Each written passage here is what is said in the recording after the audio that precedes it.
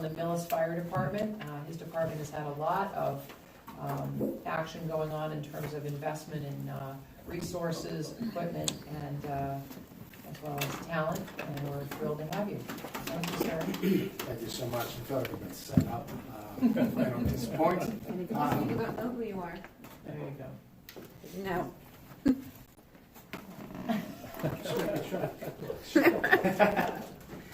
So I have a short presentation that we'll go through. I'll address some of the budget increases and changes and stuff, and then at the end, if we want to go through line by line, we can. So just to kick it off, a quick overview of the fire department and our functions. We respond to all emergencies in town: medical emergencies, fires, hazardous materials, motor vehicle accidents.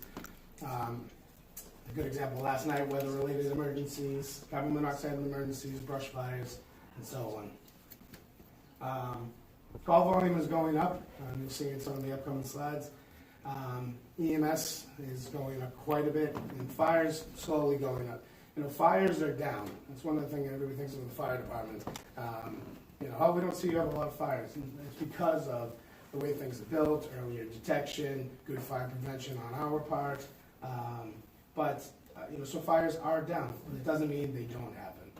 A lot of times they happen and people don't know about them. They're small enough that they don't make the news, or they are big enough, like the Bada Bing fire that you see in front of you, that does make the news. Just real quick on that, there was a great example of our department, police department, DPW working closely together. It was a very challenging fire that caused many issues. There were several delays, but working with the police department, the ability to shut down that whole area and allow all our mutual aid to come in. And our DPW, water was an issue up there. We were at the end of a hydrant line, and working with the DPW on scene, they were able to reroute some of the water, help us a little bit with it, and to the point to even get a machine because we found that the gas main was covered by a rock. The DPW was great, and they were able to get a machine up there and try to work with the gas company to shut it down. So again, it was a great example of the three departments working together. And it was an unfortunate situation that the building was lost, but there were no injuries, and that's the big thing at the end of the day. So we're very happy about that.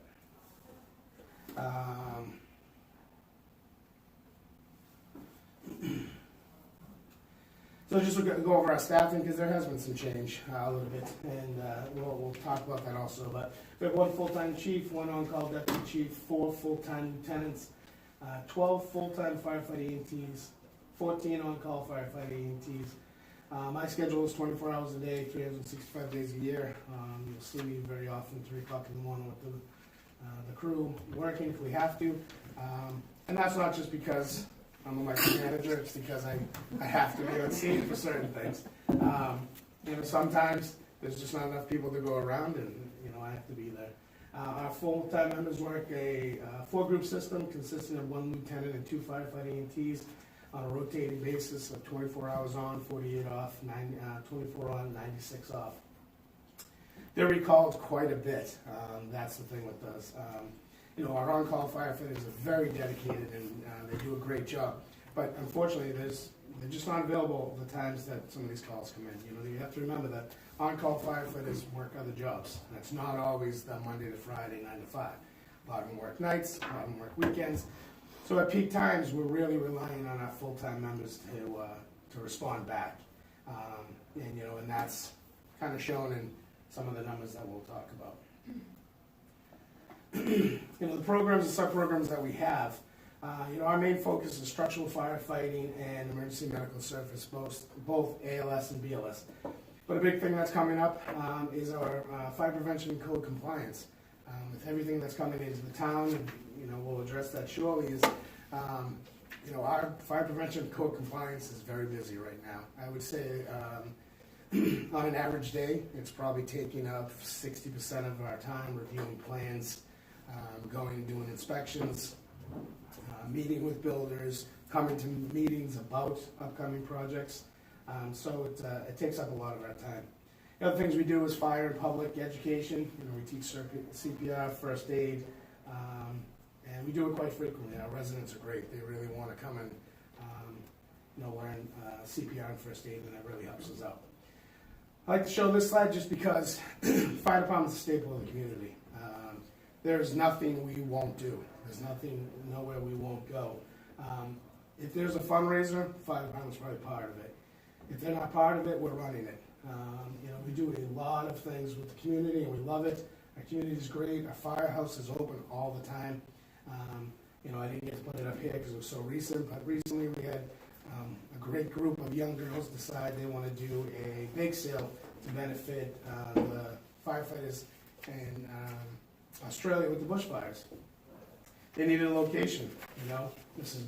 Blank reached out to me, we opened up the firehouse, and we had an amazing day. I think it was great.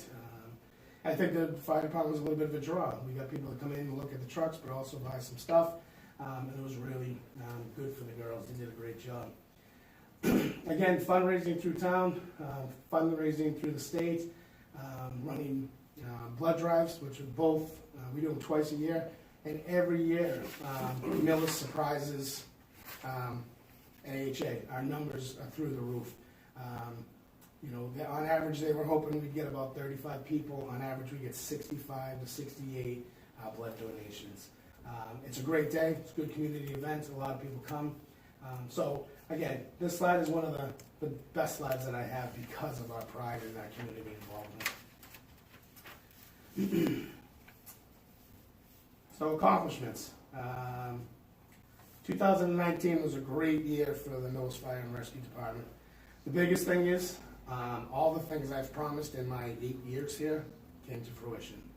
I've been telling you about converting the department to ALS, talking to you about running the second ambulance, hiring the people so that we can perform these duties, and 2019 did not disappoint us. Our call volume increased 15%. Our per call collection rate, that means each medical that we go out and our company collects, increased by 42%. Our monthly collections went up 63%. And overall, our annual went up over 62%. And we're set to be about $202,000 over last fiscal year on ambulance revenue collections.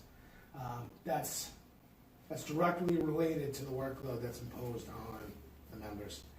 They're going out there, they're doing the calls, and we're seeing the revenue collections come in for that. We were hoping for a little bump. I think this is a great bump. We're really excited about it, but we think this is the trend. We are providing a service that right now is above everyone in the area. We're able to staff 2 ambulances at any time. Other communities are relying on us to provide them with mutual aid.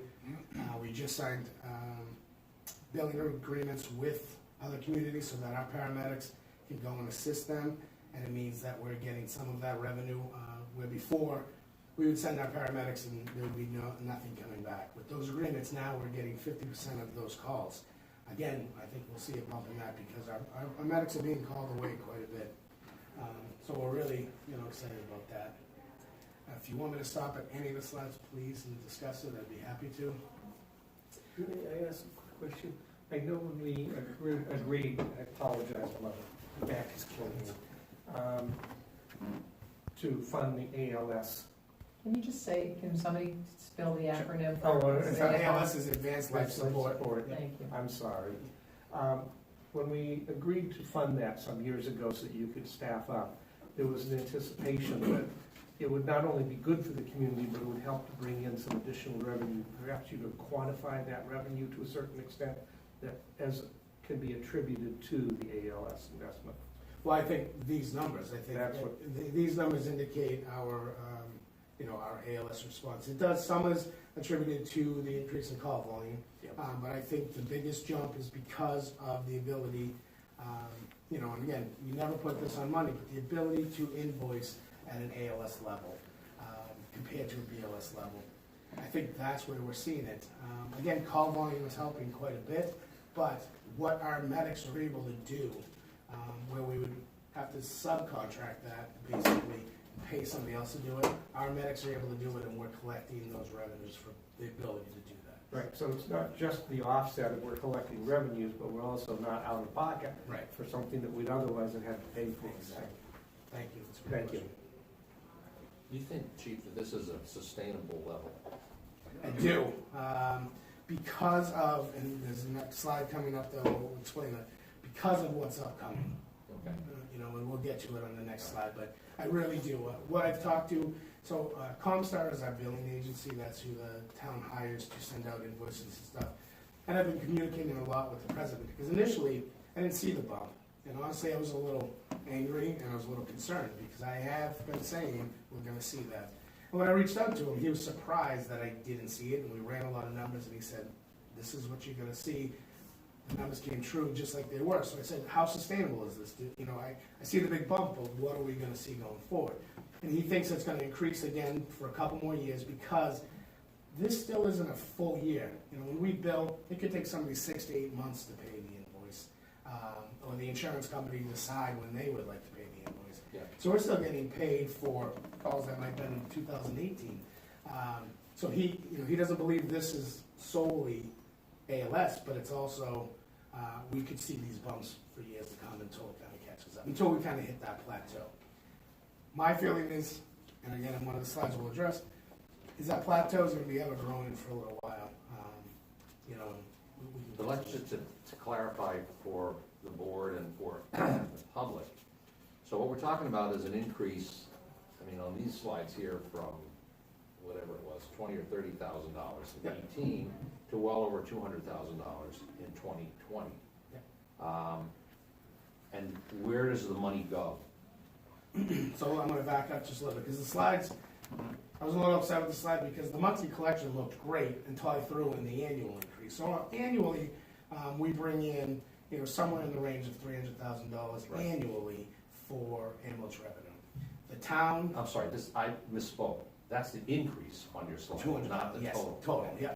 So on average, this year we're set to be around $500,000 if everything keeps going on the trend it is. A chunk of it, on average, about $280,000 goes back to the town's general fund. The other goes to fire department and some of the costs associated with running the fire department. So I just wanted folks to understand that there's a substantial amount of money going to the general fund Yes. as a result of the move, the town's investment, and your effective execution of the multi-year ALS strategy. Right. So it's coming home to roost. It is, and again, nothing makes me prouder than be able to say, show you what I've kind of presented and promised that we would do Yep. come to fruition. So we're excited Thank about you. that. And not to belabor this, but I'm going to say something, and that is, a lot of this has to do with the quality of the personnel that you've hired and the way in which you respond to the community. And that's what this shows, is a very positive response. And I appreciate that, and it is, and it's the care that I think, again, I will use the term unique several times during this, because that is the term I use for my department. We are very unique in the fire service. We have, all our members live in this town, pay taxes in this town, have kids in the school system in this town. They're vested in making sure that we provide the best service to our residents. Many of our communities around here don't have that. They don't have members that come back. They have members who live in New Hampshire, they have members who live an hour away.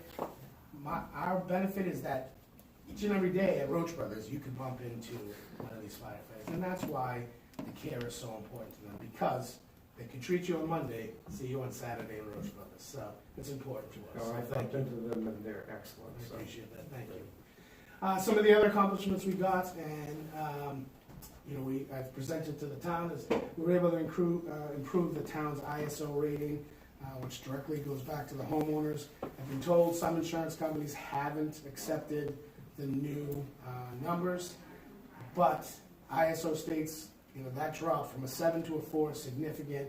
If you ask your homeowner's insurance company to review that, there should be some kind of savings to the homeowner. My goal is to drop that number even lower with some of the things we're doing.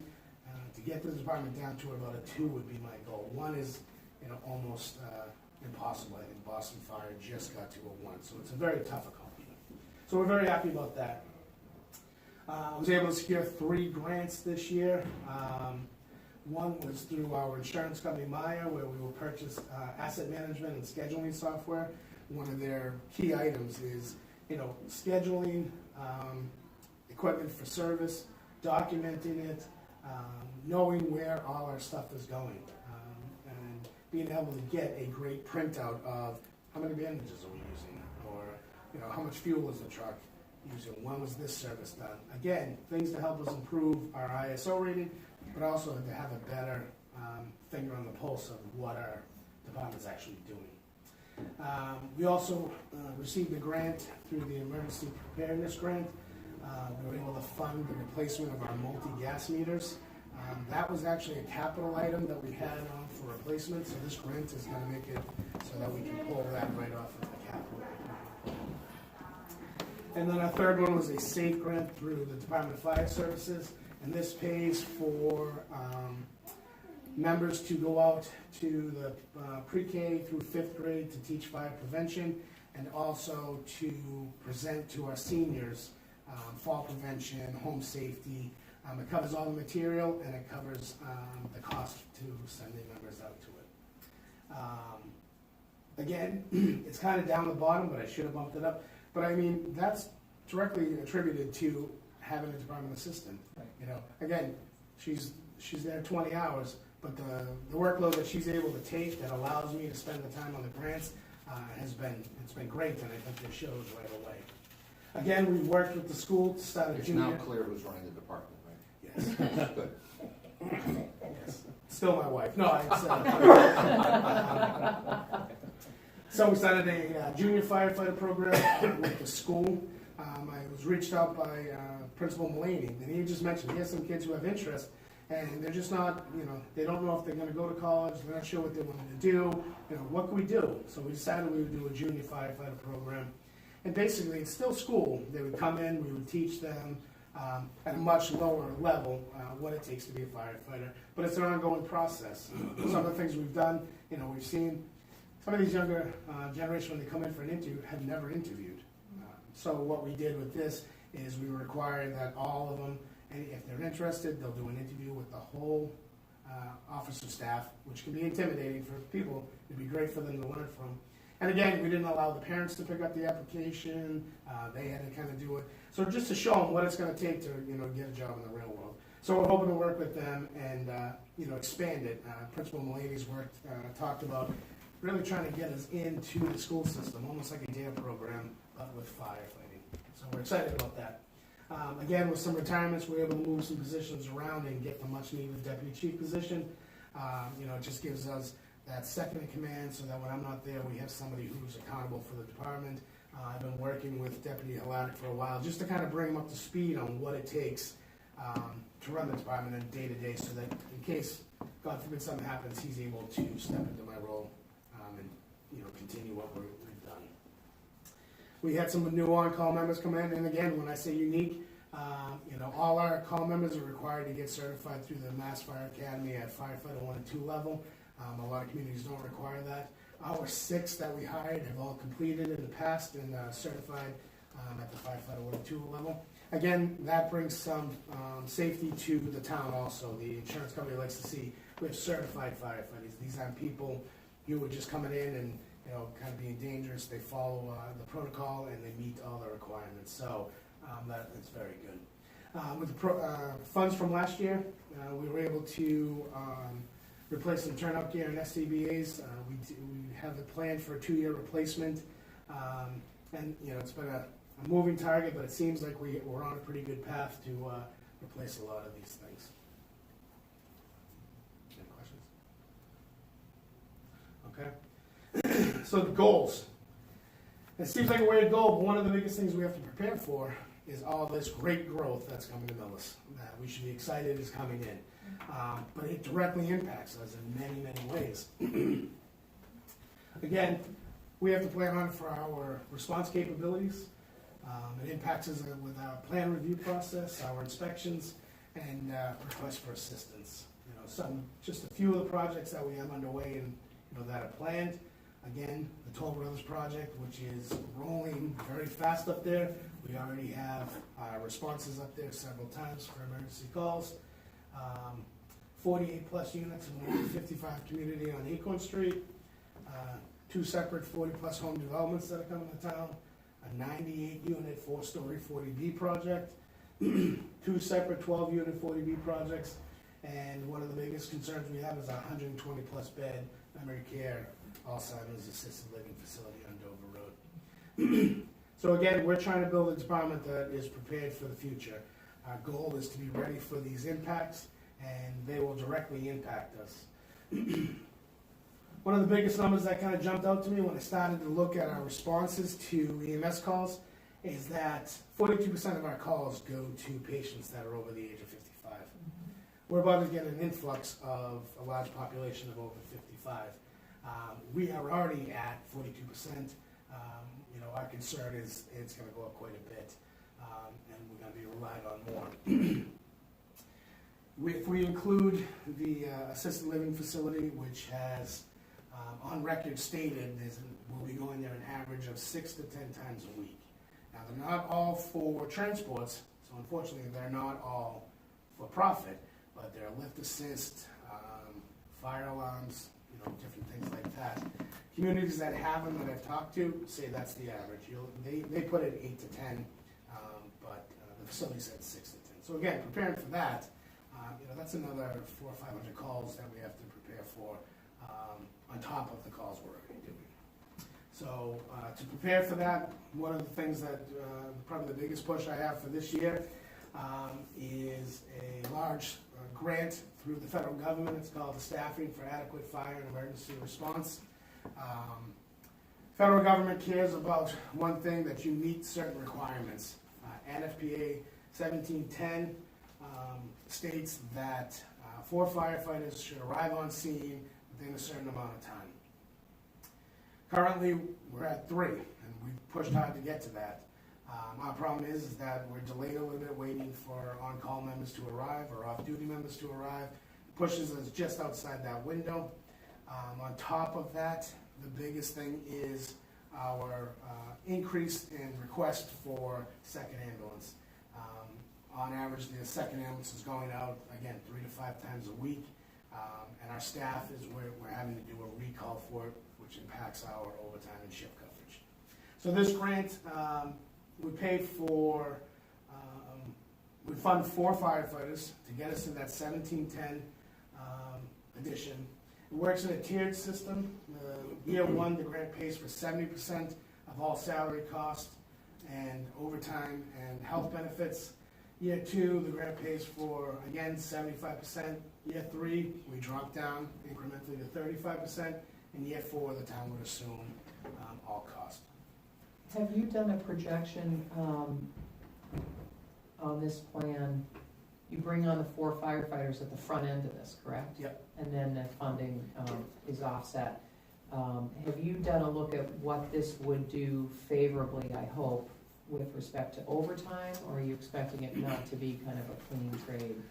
So I don't know if it'll be a complete clean trade, but our goal is, if we're able to staff the second ambulance with people on duty and only recall to get certain members back into the building, we'll cut down on the frequency that we need to call them back.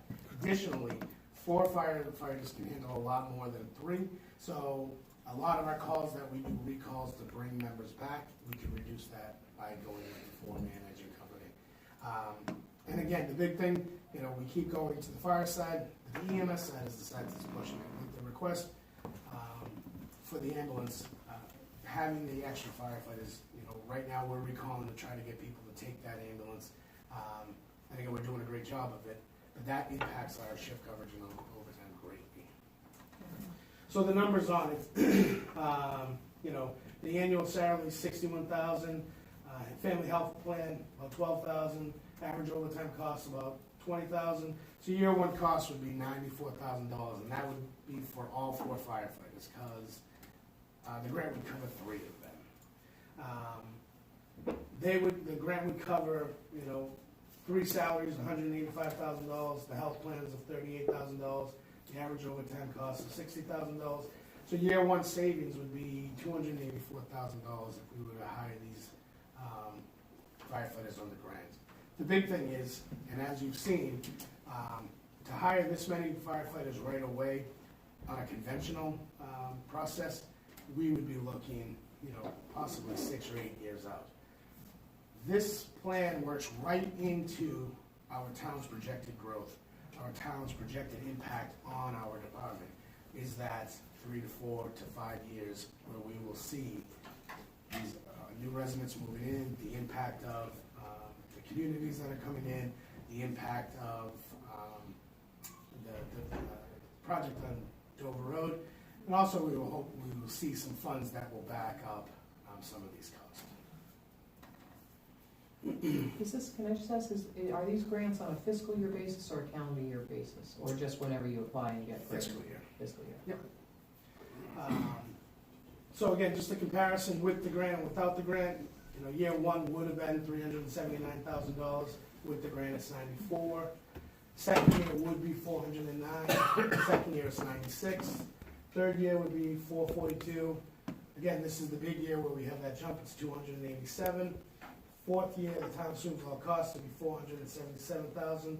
But over the 3-year period, we'd save $751,000 by hiring with the grant. Do you have things in the pipeline, and maybe I'm looking to my right, to Mr. McCaffrey, with respect to capital investments in fire equipment? Do we have something that's coming online around the same time? Do you know offhand? It's not a trick question. No, off the top of my head. Yeah, There are a few things, Yep. but the major fire apparatus things are out beyond this. We have an ambulance that falls in 2 years, and then an engine that falls in 4 years. That year 4 is a big one. Yeah, Okay, yeah, I mean, big wasn't- means significant, Significant we're cost. talking $500,000 or more. On top of, I like to be a little conservative. on top of the labor request. Oh, yeah. I think those quints are close to $1 million. if I'm not Yeah, well, mistaken. luckily we were buying a quit in my time, so we're done. Okay. I'll add a truck bolt. Yeah, but the debt for the current quint will be Right. done by then, Right. so there will be some debt falling off. Right, and one of the things that we need to do is go back to that slide of the projected ambulance revenue. And again, that's covering, offsetting some of the cost, but that ambulance revenue right now, we're plus $202,000. In reality, if we don't take any of that money, it covers the first 2 years of the grant. And if it keeps continuing to grow, hopefully that'll offset that year 4 that we're worried about. And again, we hate talking about revenue, but the big thing is some of these communities that are coming in, again, Toll Brothers is a great example of it. Good health insurance, will be getting the max price for it. It won't be the Medicare payment. It won't be the lowest rate that's possible. So we will see that increase as well. The more occupied we become up at Toll Brothers. But these are all things, quite honestly, that we had, you in particular, had anticipated as a result of the investment in our community by Toll Brothers and these others. So they're not a big surprise, and we knew that the funds that we received, the revenues, if you will, were partially going to have to be used for these public safety applications. I think it's important that we all understand that. This is not totally free money, if you will. These are our obligations as our community grows, and they were understood obligations from the beginning. Right, and it increases again with our ability to staff those ambulances, to make those responses. Right now, the first ambulance goes out, and Medway calls for an ambulance. We don't staff it because it would mean calling back and sending people out. If we're staffed, we would send it because, again, then we're able to get some revenue from that, full revenue from that, and only bring back a certain amount of members to be available for the next call. So again, those were some of the Chief, things. before you get to that, I have one more question I'd like to ask, because of, perhaps moving targets at the federal level. This SAFER grant, how long has this program been in place? Sure. Is there any noise in the system that says it's vulnerable down the road? Any context you can give us? Well, I would have to say, with current political climate, everything's in. Right, well, that's why I asked. Yes, but the SAFER grant has been in existence since 2002, I believe. It started out very low, and it really came, again, from 9/11, which a lot of things came from, and staffing was one of the biggest concerns, and the ability for fire departments to respond to any type of call. So it's been around a long time. The bottom part of the section shows that a lot of the communities around us have used SAFER to get to that level. Medway just did recently last year. Norfolk just did it this year. We'll see some of the other ones. Franklin, Needham, Bellingham. Needham did a gigantic hiring. They did 12. Because again, when I look at Needham's application, it's on a much bigger scale, but it resembles a lot of what's going on in Millis, that growth. And they have projections of the same kind of things. So that's where we, that's what we see.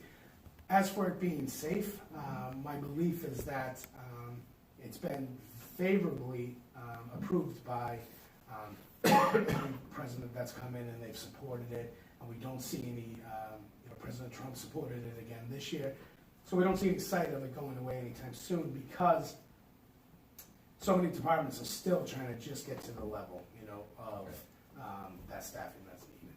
Okay, thank you.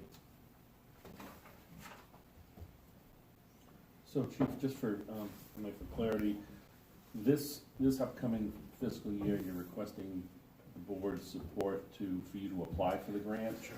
And then with the idea that if the town is fortunate enough to be, awarded the grant, that in July of 2021 is when the new firefighters would come on board. Well, the goal would be January of 21. January of Yeah, 21. because Okay. they won't let it go a full fiscal year. It would be for this fiscal year. So the goal is, you bring up a great point, and I should have touched on that, is that, again, this really is just to get the town's support. The town in Natick put in a grant, got approved for 10, and the town was never made aware of it, and they denied it. And they had to return all that money back to the federal government. I don't want to be in that situation. Well, this is not the first time you brought this No, program. we've mentioned it last year. Yeah, and last year we just it was an overview, like, look, this is what we're hoping to do. This, again, is just looking to get the town to commit to it so that when I am successful in getting the grant, we have the funding there. Because it'll be the worst thing is to get it and then have to turn back that amount of money. So that's the big goal. Where we can have some savings is that we're planning for a full fiscal year. Again, their releases have been coming pretty late. I think Norfolk was notified in September of their award. They had posted their hire was in January. So that's, we're showing a full fiscal year. It's probably going to be 6 months of it, I would imagine, unless we're very lucky and we receive it in the first round. But most towns have started about January. Chief, you have a submission here to make a pitch for funding under the host community agreement, and I was wondering if you could touch upon that. And before you do, I want to thank you for working with a resident, Brandon McGough, and I know that your department already has Narcan training and kits, and Brandon, through a nonprofit, brought some additional resources to the town, and you coordinated and led a training program that was available to the community. So I think this is just one of many examples we could point to of things that happen kind of outside of the spotlight, but are super important. So I was wondering if you could talk about So this. again, Brendan was great, and his reason for doing it was personal, and he had a great evening. We had a great event. We're actually working closely with that group now. It was surprising to find out that none of them were CPR certified. So we're working with them to offer them some training on it. And it's been great. We plan on doing another event with them. And thank you for bringing that up, because there's several things that we do with the firehouse that don't always make the media or but like recently we had a suicide prevention program that was outstanding, and we're going to be working with them to offer it to the community, because again, early recognition of somebody who has it, and the biggest thing that came is that sometimes a question, just are you okay, can prevent somebody from taking their own life. So it was a great training, and we hope to do more. I put that in just before we found out, and I'm not sure if everybody's heard, but we were lucky enough to receive $10,000 from Middlesex Savings Bank on a grant, and the piece of equipment that I requested through the host agreement, it's called the Lucas device. It's a cardiac arrest compression machine. The state is really kind of pushing towards mechanical ventilations and mechanical resuscitation. And this machine will be a consistent compression, the right depth, at the right rate, throughout the entire event where, you know, firefighters do get tired and we do have to carry them down the stairs where CPR has to stop. This piece of equipment takes that all out. Once our paramedics show up on scene and they start their care, this machine goes right on, and immediately, once it starts, it's not stopped until it gets to the hospital. And throughout that entire time, the person is getting the best amount of CPR as possible. Something that a human just couldn't match. So we were very lucky to get that, and right away we knew where we needed to put it. And we're excited that we're demoing it right now for 90 days. And after that, we'll have that available in the truck, which we're excited about.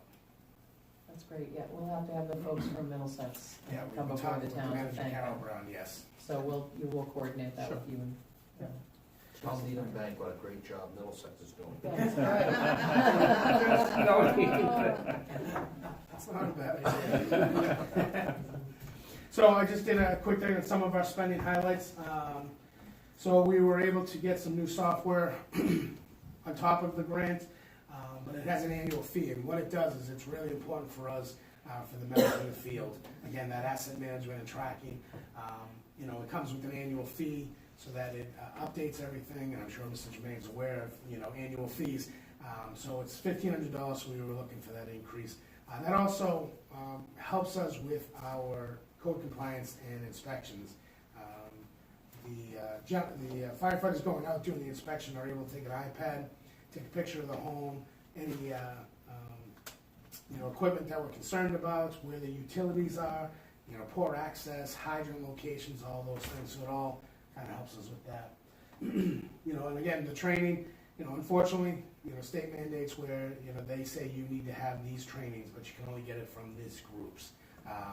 You know, we can't always do training in-house, so the cost continues to go up, so we've increased it, request for $2,250 more. Supplies and expenses, again, with the increase in call volume and the increase of our equipment that goes out, we're just using more. We are recouping that, but right now, it's going out, so we're looking for an increase in supplies and expenses of about $6,000. Again, with the technology, you know, those systems require us to make sure that we have Wi-Fi everywhere. So the trial members, we do buy them some uniforms so that when they're at trainings or they have commitments that are fire department related, they have a uniform to wear. So we're looking for an increase with that. This equipment one, I've talked with Mr. Gazinski, and Chief Safire will also kind of have this in there. So we just found out recently that one of our radio repeater sites, our public safety radio repeater sites, was infested with mice, and it ruined 2 of our radio systems. Unfortunately, that's going to cost us $11,000 to repair them, and one of the things through the radio company was, how can we prevent this? And of course, it was a preventative maintenance contract where they would come in, do testing and training, and keep up on stuff like this. You know, so we're looking to increase our preventative maintenance contract under equipment by $5,000. Our equipment repairs, we've done pretty good on keeping up on them, but there is an increase because of the frequency they need to go, again, to meet the requirements set forth by the federal government and ISO. So we had an increase of $1,000. Maintenance to fire alarm. So just to give a quick overview, the town has a fire alarm system that goes throughout. It's called the Master Box system. You've probably seen the red boxes on buildings. They're on commercial buildings. They used to be on street corners. It was a way to notify the fire department. It's a 100-year-old system, and that's the way it acts. It breaks down quite a bit. It's very costly for me to keep up with. We're requiring any new businesses that come in town to switch to what's called a radio box system. We were lucky enough when we did the fire and police station to be able to incorporate the equipment into the building, so there was no increased cost on the town side. So working with the fire alarm company and some of the businesses, we set a December 31st, 2020 deadline to come off of that system, so that we no longer have to try to maintain it and we don't have the problems that come along with it. Many of the businesses are moving to it, I know I met with Mike and Karen about moving municipal buildings over to it. We only have 4. We were able to get the new Clyde Brown with the radio box, police station, fire station, both have them.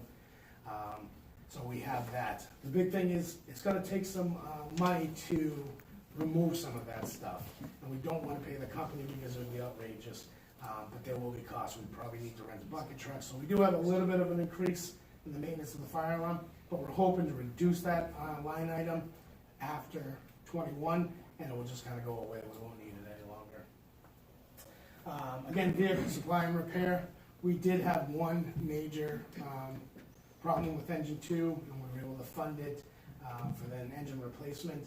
The increase is for preventative maintenance contract through the company that basically builds the fire trucks, so that they're able to track, monitor, and kind of make us aware of these issues before we have such a catastrophic failure. On the salary side, my contract is up as of June 30th. We'll hopefully begin negotiating soon. Full-time personnel have a contract until the end of 2021. They have a contractual increase of 2.5%. On-call personnel, they are on the personnel plan, which hasn't been set, and we have 4 vacant positions in our call department, and that would be something that, dependent upon the grant. If we're able to get that, we would probably eliminate those 4 positions to help fund some of that. As always, shift coverage and overtime is one of our biggest debts. Unfortunately, in the fire service and in the police department, we're victims of on-the-job injuries, and we've had, some pretty bad ones, and we have one now that is probably going to be out about a year. So those costs, are impacting us. And again, overtime, every time we go out for something more than a simple call or a medical, we're having to call back these members. And again, those are our full-time members that are off duty coming back. Contractually, they get overtime. Again, the non-funding, I mentioned a 62% increase with approximately a $500,000 ambulance revenue this year. Our increases in permit fees and the amount that we're doing, we have approximately $10,000 that we're able to give back to the general fund. And those are just a list of some of the inspections that we do. Again, the big thing this year that's on the capital plan for us is the second year of the replacement for the stock packs. Because of good purchasing, we were able to reduce the amount that we need. We were able to purchase more in the last round. So this year, to replace 12 of them, it would be $12,000. Our second year of the turnout replacement, 13 sets of turnout gear. Again, to meet OSHA standards, where they say after 10 years, turnout gear is no longer good, we would need to replace the 13 sets. That's $36,000. We have on there, large diameter hose. I think it's been on the capital plan for a while now. That is one that is probably the least of our concerns, that if it had to be, to go away, it'd probably be okay. We can work around it. But again, we have the reduction off the capital plan of, we had earmarked $35,000 for gas meters. And then in our next couple fiscal years, we have, the replacement of A1 and CAR 2, which again, can probably be pushed out if we need to. Well, that was an excellent presentation for everybody who wants to, at one day, come before this board or any other board that happens to be in this room. That's exactly what we wanted, because... Does not mean you're gonna get everything you asked for. I just want to say that the planning board with our board established some presentation guidelines intended to do exactly what you did, which was to give us the ability to provide attention to you as the speaker and the advocate of information, to be able to look there, to also engage the audience who are here in person, and also to have slides that would translate effectively through cable TV, so bravo to you. Well, be ready, I'm pretty sure Chief Safaya has fireworks. Oh, I'm sure he does, never to be outdone. I had a couple questions. I'm watching the clock, but you also started late, so not through your fault. Question on clerical and billing support. You have a quarter-time or half-time assistant right now, clerical? Halftime. Okay, so do you anticipate, we came to this table having had a public forum on the post-mortem of our tax bills. How did it happen? Why did it happen? And people who were, shocked at the consequence of the bill. And we had a resident who stood up in a very emotional and I think a very real voice who said, please ask town departments how they can cut costs. So I'm echoing that request, and I'm wondering if there is an economy of scale that can be achieved with the finance director and The need to increase those hours at all because it works so well right now, and I'm very thankful for that. As for the billing, the town made a movement away from that years ago. The town themselves used to bill. The problem is, I just don't think the department has the resources that it takes to follow up on payments from residents or insurance companies, and then knowing the coding that goes into sending out the billing. That's a job in itself, just making sure that you put the codes in correctly so that when it goes out, an insurance company doesn't just immediately bounce it back. So our cost to the Comstar is 4%, and they do a great job. We're about a 96, 97% return rate on it, and we've been working more with them to kind of find some of the loopholes and clear it up on it. I think if the finance directors took that on, I think that would take up a majority of their time. I just don't know if we could do that, and it would be tough for them. And I don't know if we would be able to do it to the level that our billing agency currently does. We currently couldn't do it, and I don't foresee the town taking that responsibility back on. You're right, there's a lot of expertise that goes along with that. There's medical billing coding, and then it's the reason it takes so long, a lot of times to get the money from the insurance companies, the insurance company will deny the claim. Now you have to appeal the claim. So that in and of itself requires a certain amount of expertise, and it would be a large expense for the town to take it on. And then have a long, we only recognize the special funds when the cash comes in the door. So he might have $500,000 worth of billing out there right now, but we may only see $100,000 of it this year. And then the rest of it over a period of time, or none of it at all. Because even though you appeal it, doesn't mean you're going to receive it. It means that they can still deny it.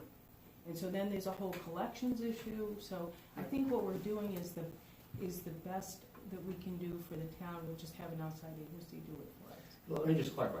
This is being done by an outside Yes. billing service, Yes. not by internal resources. Right. Because they are hired to do that. There's no Exactly. direct cost. It's just a Exactly. percentage of what they collect. Exactly. that's right. And again, they're vested because our They don't get revenue- paid they don't unless get they paid if they collect, don't get right. paid. Right. We don't get paid, they don't get paid. So and they're very good at it. They're a very large company. And a lot of towns have moved away from self-billing for those reasons. Exactly. And again, just to touch on real quick, the $500,000. Again, that's projected because of what we've done in the first 6 months, what we're collecting on average monthly.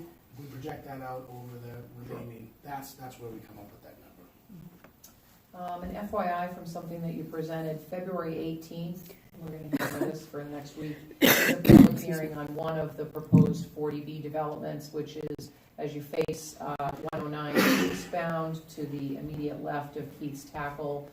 It's a significant profile building with parking implications and certainly public safety and traffic concerns as well. So I just wanted to recognize and hope for your input at that forum. I think it's Tuesday. Can you just make clear to people what that is?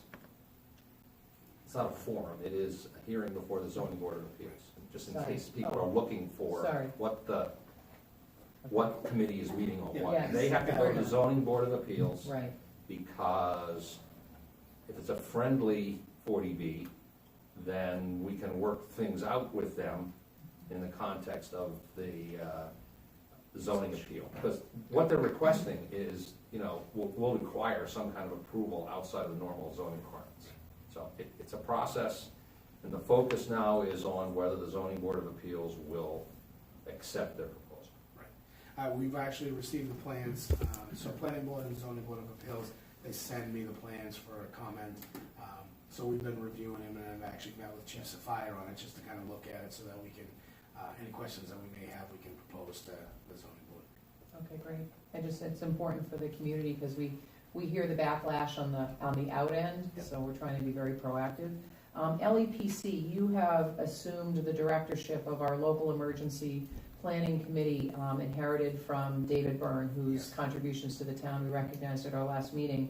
And I was wondering if there were any radio systems or other implications that specifically speak to this, because I didn't see LEPC as kind of a line item in your narrative, maybe I missed it. So that has its own budget. Oh, It's a okay. complete separate budget. And it was, again, Carol was great to get, because I had no idea when it was Is that funded. emergency management? Oh, okay. And So are you presenting that or talking to that at all now? I'd or be no? more than happy to. There's not much to it. The only salary is a stipend. The supplies and expenses are about $1,600.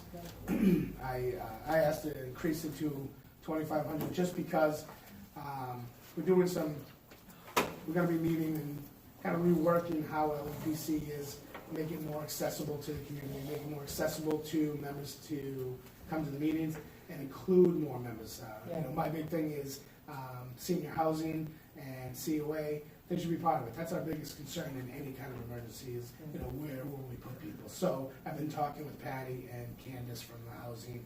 Hopefully they'll be able to make our meetings that are during the day and more accessible.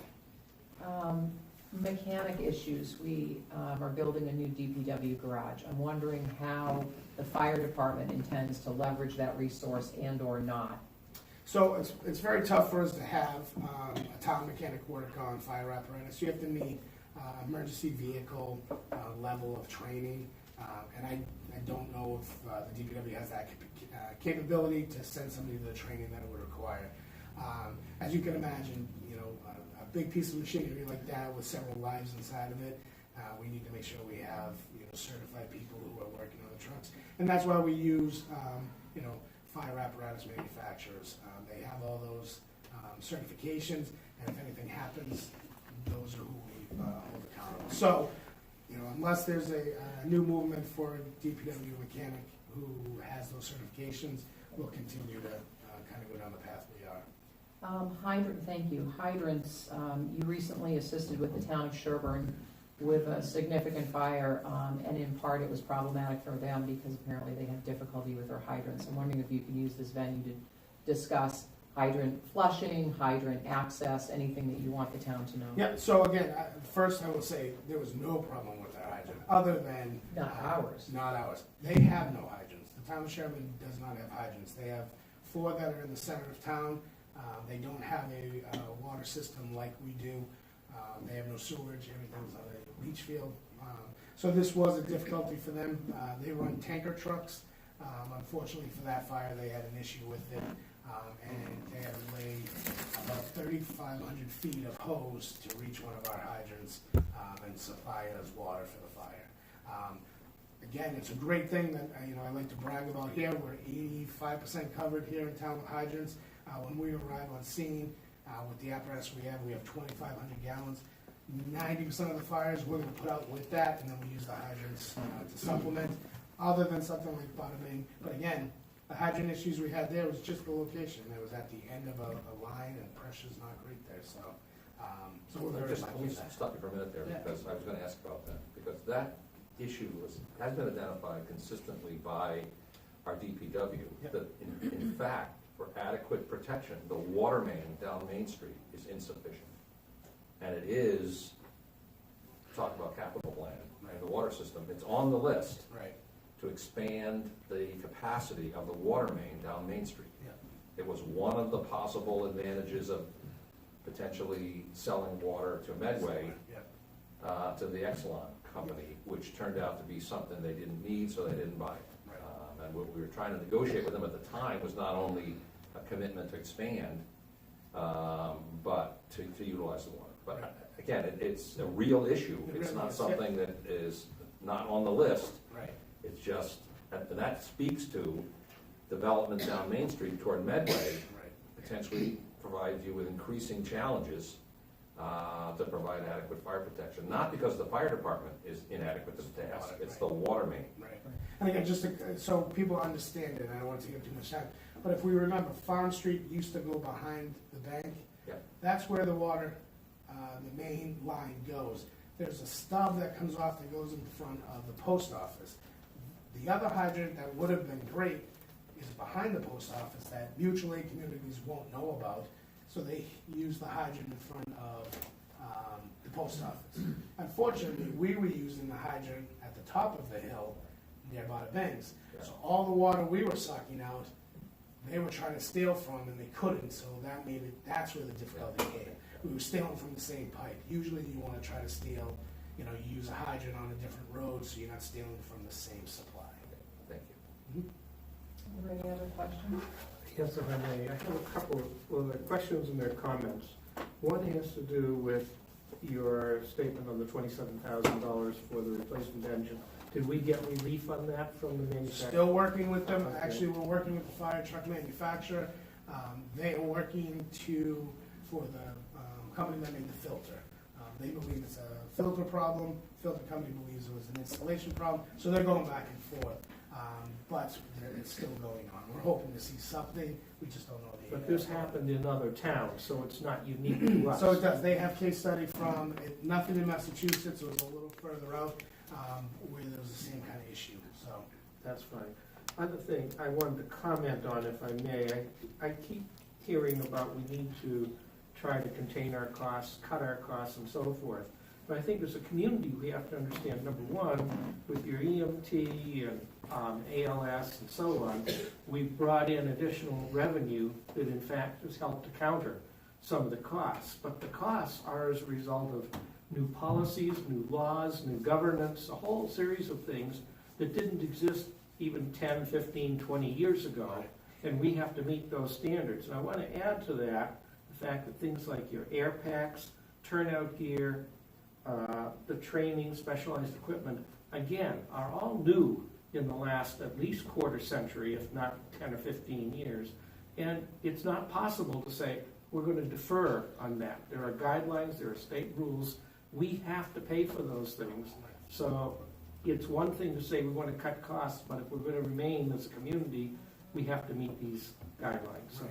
And I don't know if you remember last year, one of the statements I made was the town needs to prepare for OSHA. The state adopted it and has done nothing to help any of these communities. Unless they said, this is what you're gonna do, we don't care of the cost. Again, just like you said, our turnout gear, you used to get about 15 years out of. OSHA says 10. There's no question, once it's 10, a firefighter gets hurt, 10 years, 6 months, we're accountable for it. So if we don't meet the requirement, then that's where we run into problems. Can I ask a question about Facebook? Okay? Oh, that's right. Well, that's- This is our social media guru He's our now. resident social media expert. Yes. What do you do with it? What works, what doesn't work? So we have a social media account, Facebook. Years back, it was said the department couldn't have one, so our union started one. I use it quite a bit to get information out. We have a great social media following. Can I stop you right there? When Sure. you say get information out? Yep. That's a broadcast. Tell people about things that are going on. Yep. Can they reply to you? We allow comments, but we have a standing rule and an SOP that we don't reply to comments, especially negative comments. The biggest advice I give to anybody is social media is great for certain things. To have discussions on, it's not. A lot of times you're having it with a nameless, faceless person that just wants to pick a fight. So my members are instructed. There's only one other member the union president, who can make comments on it, and they're instructed not to. If there's a question, the most they'll see is, please contact the chief or contact us, because we will not have a debate over social media. Okay, well, because there is some concern that selective response could run into some legal issues. with respect to, you know, the rights of people to get response, if you're gonna respond, First Amendment rights, all this stuff.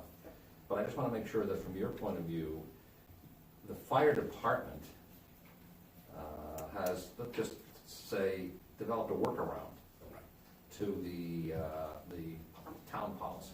Right. And the workaround is the fire union maintains a Facebook page. You and others broadcast information, will occasionally respond. Yep.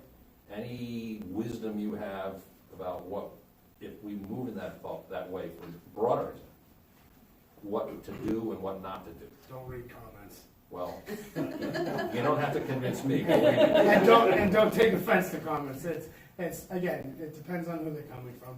But we're very lucky. Our following is great. We have some negative at times, but usually a quick phone call or you stop by the station can kind of clear Who it up. reads it and who tells you about it? Or do you read it? I monitor it. Yeah, because again, the union president is the main administrator. No, I I'm understand. a sub. But there's somebody who administers the thing. Yeah. And when you broadcast something, how do you go about deciding this is what we're gonna say? So nothing, again, it's the union, but again, nothing can be posted without my okay. Well, you talked about these programs that you run. I'm Yep. assuming they're broadcast. All over. Said, okay, we're gonna do this Yep. suicide prevention. Yep. And out it goes. Yep. So, okay. Yeah, so again, it's just everything, again, anything that has Millis Fire Rescue name on it, even a union. And the union's great because they work with me. Nothing I'm not goes on. criticizing you, I'm trying to Yep. learn from you. Yep. And the last thing I would say on that is the Butterbings fire. Yep. Any use of that social media site to tell people about it, to warn them not to go in that neighborhood? Yep. Is that used for that? So, the big Of course, thing if I was, was your friend, what's that? if I was your friend on Facebook, no. You'd be upset, But yeah. believe me, Again, working so well with the police department, we're so busy dealing with that. Chief Safai came up to me and said, what do you want me to say? okay. Put it out. He made the phone calls to Mike and whoever else. What do you want me to do? Sent it out, said stay away from the area. Okay. It doesn't have to come from us. We were kind of afterwards. But there's an issue that we benefit by broadcast. There's a discipline around who gets to say what and who's gonna say okay. Yep. And then out it goes. Right. Okay, that's what I need to know. Thanks. I have a very quick So question. those will be a If somebody preview, does just a put- second, sorry, just go to ahead. be a preview for the chief, police chief, Yep. to know what questions I will be asking I'm him. not That's If gonna he right. ever gets out there. I'm gonna scare him. At this rate, he's never gonna get it. Just very quickly, if there is a really negative or derogatory comment that is posted, do you remove that, or who is responsible? So that's what Do you I- leave it? That's the tough one, because once you do that, that just spawns more. So those are the people that I would reach out to. Again, most of our followers we know, and so I would send a message, a private message, I'm sorry you have a concern, can we meet to discuss this? Or if the union president does it, he would refer them to me. Why don't you give the Chief Barrett a call and we can have a discussion? But we don't, because again, a lot of times when you delete it, you're just opening up Adding it. something and then Okay. you go from there. Curious. There is an issue with selective deleting too, There as it Yes. turns out. Yes. Yeah. So you can have a page of no comments, just indicate that it's outbound and then where to get And information. again, not to speak Yeah. for Chief Safaya, but I'm pretty sure. his Well, I guess my page is last out. question on this is gonna be abusive comment about personnel. Hmm. Right. I mean, that's a big problem. Yep. If you allow incoming. Right. And the town and the employer has some obligation Correct. to, defend is the wrong term, support Yep. good employees. And so, that's good context, thank you. All right. Thank you, sir. Thanks, thank you so much. We're gonna take a seventh inning stretch. Oh, okay, really quick. We're having an equipment